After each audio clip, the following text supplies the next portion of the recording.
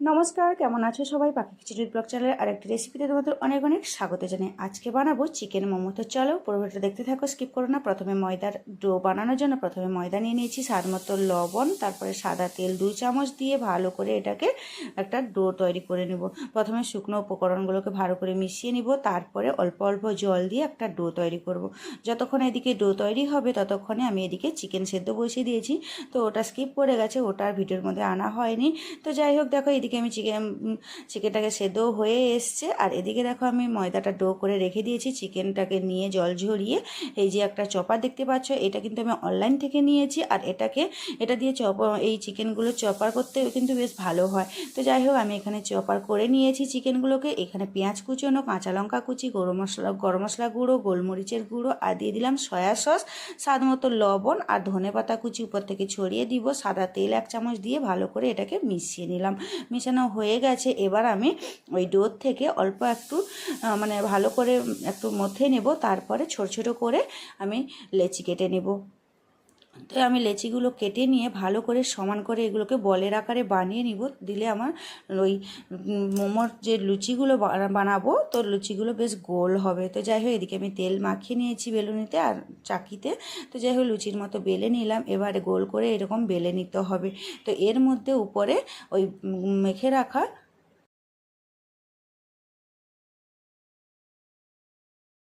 ওই ম্যারিনেট করা চিকেন সেদ্ধটাকে ভালো করে এইভাবে দিয়ে উপর থেকে আমি এইভাবে যেরকম যার যেটা সুবিধা হয় সেই রকম শেপেই বানাতে পারো। তো আমি আজকে ভাবলাম এরকম একটা নতুন শেপে আমি বানাই। তো আমি অনেকবার আগে বানিয়েছি অন্য শেপে, তো আজকে ভাবলাম একটু অন্যরকম বানাই। তো চলো কীভাবে বানাচ্ছি দেখেই বুঝতে পেরে গেছো। তো আবারও একটা বানিয়ে সেমভাবে আমি দেখিয়ে দিচ্ছি। এইভাবে লুচির মতো বেলে নিলাম, তারপরে ওই ম্যারিনেট করা চিকেনটাকে এর উপরে দিয়ে দিব 1 চামচ করে, দিয়ে একটু বিছিয়ে দিব। দিয়ে বিছানোর পরে এবার একটা উপর থেকে আর একটা পাশ চাপিয়ে দিব। এইভাবে চাপানো হয়ে গেছে, যাতে সেদ্ধর সময় যেহেতু এই জিনিসটা বেরিয়ে না যায়। তো এই জন্য মুখটা ভালো করে বন্ধ করতে হবে, দিলে মোমোগুলো খেতেও বেশ ভালো হবে। তো এইভাবে আমি সবগুলো বানিয়ে নিব। তো আমার এদিকে দেখো সবগুলো বানানো প্রায় হয়ে এসছে। তো আমি এদিকে জল গরম বসিয়ে দিয়েছি গ্যাসের মধ্যে, জল গরম হতে থাক, এদিকে আমিও আর কয়েকটা মোমো বানিয়ে নিই। আর মোমো বানানোর জন্য এরকম একটা ছিদ্র, এরকম গামলা থাকলে বেশ ভালো হয়। তো এরকম আমি এর উপরে তেল ব্রাশ করে নিয়েছিলাম, তারপরে মোমোগুলোকে সাজিয়ে 15-20 মিনিটের মতো এইভাবে সেদ্ধ করতে বসিয়ে দিয়েছি। তো 15-20 মিনিট পরে ফিরে আসছি। তো 15 মিনিট পর ফিরে এসেছি, মোমোগুলো বেশ সেদ্ধ হয়ে ফুলে গেছে, দেখেই বুঝতে পারছো। তো এবার আমি সার্ভ করব। আর কে কোথা থেকে দেখছো অবশ্যই কমেন্ট করে জানিও। আর ভিডিওটি ভালো লাগলে একটা লাইক করে দিও। তো মোমো পছন্দ কার সেটাও কমেন্ট করে জানিও।